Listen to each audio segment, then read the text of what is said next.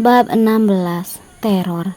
Ibu melarang saat aku ingin ikut ke rumah sakit. Katanya nggak baik jika membawa anak kecil ke sana.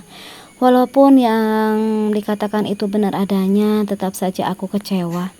Akhirnya dengan berat hati menurutinya. Di rumah aku tak sendiri, ada Lek Siti yang menemani.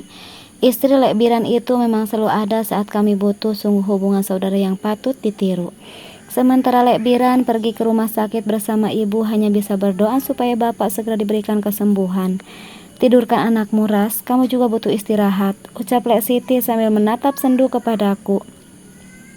Sepertinya dia juga merasakan apa yang kurasakan, cemas, resah, dan gelisah. Apalagi Lek Biran gak bawa ponsel karena benda ajaib miliknya hilang ketika di persidangan tadi siang. Lek, bagaimana keadaan bapak saat ini? Nganyaku ambigu sementara mataku menatap jauh keluar sana, berharap ada yang datang membawa berita baik tentang keadaan bapak. Saat ini aku benar-benar butuh dihibur, butuh dibesarkan hatiku. Bila perlu dibohongi juga gak apa-apa. Bilang kalau bapak baik-baik saja agar aku sedikit merasa lega dan tenang. Terdengar beberapa kali wanita yang memakai daster batik itu menghela napasnya. Mungkin dia juga bingung harus berbuat apa. Kedekatan antara saudara membuat mereka saling menyayangi hingga jika salah satu ada yang terluka, yang lain pasti ikut merasakannya. Sini, biar aku yang menidurkannya, ucapnya setelah mendekat. Aku pasrah saat wanita kurus itu meraih Rory dari dekapanku. Setelah itu, dengan langkah gontai aku beranjak mendekati pintu. Di luar sana nampak remang saat aku berdiri memperhatikan jalan dari ambang pintu. Mengingat kembali perkataan Lek Biran ketika dia baru sampai tadi. Katanya setelah sidang usai tiba-tiba bapak ambruk, bapak lumpuh seperti biasanya kalau sedang kecapean. Memang sakitnya bapak ini tak lazim karena tak bisa dideteksi oleh alat medis. Kami juga sudah membawanya berobat alternatif, namun hasilnya tidak begitu memuaskan. Bapak masih sering mengalami kelumpuhan ketika dia kecapean. Kami juga minta tolong kepada pamannya Wina, namun semua itu seakan tanpa hasil. Bapak tetap mengalami hal yang sama, tiba-tiba lumpuh. Ada yang usil pada bapakmu, dia tak suka melihat kebahagiaan kalian, ucapnya saat pertama kali meruqyah bapak. Sebenarnya kami sudah merasa ganjil dengan apa yang dialami bapak. Namun kami selalu berpikir positif dan selalu berprasangka baik atas apa yang telah terjadi kepada bapak. Selain berpasrah diri kepada Allah Subhanahu wa Ta'ala, kami juga berikhtiar mencari kesembuhan. Ini sudah terlalu dalam, bahkan sudah masuk ke tulang sumsum. Jadi agak berat, namun atas izin Allah, mudah-mudahan bapakmu bisa sembuh, ucap beliau lagi. Sementara aku dan ibu hanya bungkam. Mungkin ibu juga sama denganku merasa shock dengan penuturan pamannya Wina. Sudah ke tulang rusuk, itu artinya sudah lama bapak mendapat serangan tak kasat mata itu. Astagfirullah, tidurlah, ini sudah malam, Ras, ucap Lek Siti. Membuyarkan lamunanku, wanita yang sedang menggunakan daster batik itu memintaku untuk mundur. Lebih baik kita tidur saja, ini sudah malam, mungkin malam ini Lekmu gak pulang, ujarnya lagi sambil menutup pintu sekaligus memutar anak kuncinya.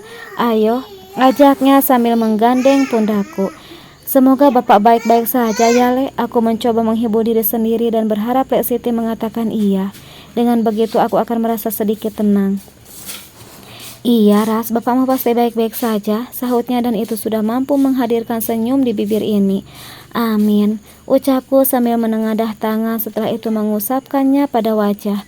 Aku menghampiri Rory yang tengah terlelap, perlahan merebahkan diri di sampingnya, sementara Lek Siti mematikan lampu yang ada di ruang tamu dan ruang tengah. Tempat kami akan tidur hanya menyalakan di bagian dapur yang pendarnya sudah cukup menyinari ruangan ini. Aku dan Lek Siti sama-sama meringkuk menghadap Rory yang ada di antara kami. Tak ada yang bersuara, hanya tarikan napas yang terdengar mengisi kekosongan. Hingga tiba-tiba terdengar suara dentuman yang cukup keras dari jendela. Sepertinya ada yang sengaja melemparinya, membuatku dan Lek Siti terduduk seketika. Tegas aku meraih tubuh Rory yang menggeliat. Bocah itu hampir menangis karena kaget. Lek Siti menutup satu mulutnya dengan jari telunjuk, mengisyaratkan kalau aku harus tenang, tak berselang lama. Kembali ada yang melempari jendela, kali ini beruntun sampai 3 kali. Kami masih diam di tempat walaupun panik. Lek Siti berusaha untuk tetap tenang. Perlahan dia bangkit lalu berjalan pelan-pelan menuju jendela. Wanita berparas manis itu mengintip dari celah jendela. Entah apa yang dilihatnya, Lek Siti nampak panik walaupun dia berusaha untuk terlihat tenang. Lek Siti melangkah ke dapur masih sama seperti tadi, pelan dan tanpa menimbulkan suara.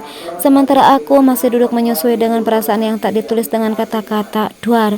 Kali ini dentuman itu terdengar dari atap. Karena kaget akhirnya Rory pun menangis. Aku berusaha menenangkannya dengan kembali menyusuinya. Perlahan tangisnya pun reda. Tak berapa lama Lek Siti keluar sambil membawa panci dan sutil. Wanita itu melangkah sambil memberi isyarat agar aku menutupi telinga Rory. Aku mengangguk paham. Lampu dinyalakan, ruangan menjadi terang seketika. Setelah itu dengan kekuatan penuh Lek Siti memukul panci sambil berteriak maling. Tanpa sadar aku juga melakukan hal yang sama, berteriak meminta tolong. Tak lama kemudian di luar rumah terdengar riuh. Aku mendekati Lek Siti yang sedang mengintip lewat lubang pintu. Is, ngagetin, sentaknya dengan suara tertahan sambil mengelus dadanya. Ada apa? Tanya aku sedikit berbisik. Lek Siti menahan tubuhku saat hendak ikut mengintip. Mereka sudah pergi saat beberapa tetangga keluar rumah. Aku keluar dulu, kamu tunggu di dalam saja, sahutnya sambil membuka pintu. Apa semua baik-baik saja, Mbak? Tanya seseorang pada Lek Siti. Alhamdulillah semua aman, Pak. Maaf kalau malam-malam mengganggu istirahat kalian. Tapi apa kalian gak dengar tadi ada yang melempari jendela rumah ini? Tanyanya entah pada siapa. Sebenarnya kami dengar, Mbak, tapi gak berani. Tadi kami intip dari jendela ada 4 orang memakai topeng berdiri di situ sambil melempari jendela. Jawab seseorang terdengar ketus. Kenapa sampean gak kirim pesan di grup warga, Mbak? Bukannya Mbak Sarah sudah masuk di grup? Wes gak ingat, Pak. Kami panik, sahut Lek Siti. Maaf ya Mbak Siti, kami terlambat membantu, ujar seseorang dengan suara lembut. Gak apa-apa Mbak, terima kasih sudah mau keluar membuat mereka pergi. Lagi Lek Siti menyahut, entah ada berapa orang di luar sana yang dia suaranya terdengar riuh rendah. Ya sudah, sekarang sampean masuk lagi. Para wanita silakan masuk rumah masing-masing. Kami para pria akan berjaga di beberapa tempat. Sepertinya saat ini kampung kita sedang tidak aman. Bukan kampung kita, Pak, tapi rumahnya Sarah saja. Mungkin itu mantan suami yang gak terima dengan keputusan pengadilan. Ayo Pak, kita pulang. Jangan mentang-mentang ada janda baru terus kamu mulai keganjenan ya. Iya benar, kalau terus-terusan begini lebih baik suruh pindah saja si Sarasnya. Astagfirullah, jaga bicaramu Mbak. Kamu sudah tahu kan bagaimana sikap keponakan saya. Kalian semua jangan berpikir yang macam-macam ya. Saras itu anak baik-baik, dididik oleh orang tua baik-baik juga. Hanya nasibnya saja yang kurang beruntung. Jadi kalian jangan berbicara yang kurang pantas tentangnya. Aku yang berada di dalam rumah menggigit bibir mendengar perbincangan beberapa orang di luar sana. Begitu rendahkah derajat seorang janda? Sudah, ibu-ibu sebaiknya masuk ke rumah. Kami para laki akan berjaga di setiap pos kamling. Terima kasih untuk semuanya, Pak, ucap Lek Siti. Setelah itu dia masuk ke rumah. Gegas aku mengusap mata yang basah entah karena apa. Bersedih karena bapak yang sangat ini sedang sakit, bersedih karena status janda yang dipandang hina, atau sakit karena mendengar perkataan orang di luar sana, entah siapa. Lek Siti menghampiri lalu memelukku. Sabar Ras, ucapnya berkali-kali. Aku mengangguk dalam dekapannya. Lambat laun suaranya berisik. Tadi menghilang, tinggal beberapa suara yang masih terdengar berbincang di luar rumah. Malam ini kami tak bisa tidur dengan nyenyak hingga terdengar sholawat tarhim. Mata ini enggan terpejam. Kami sering menoleh saat terdengar bunyi kendaraan berhenti di depan rumah. Aku dan Lek Siti sama-sama terdiam, saling beradu pandang hingga suara salam dan ketukan pintu dari luar melegakan kami. Sampai-sampai kami tersenyum dibuatnya itu suara bapak. Namun sepertinya ada yang janggal, bagaimana bapak bisa mengucap salam dan mengetuk pintu? Bukankah dia masih sakit?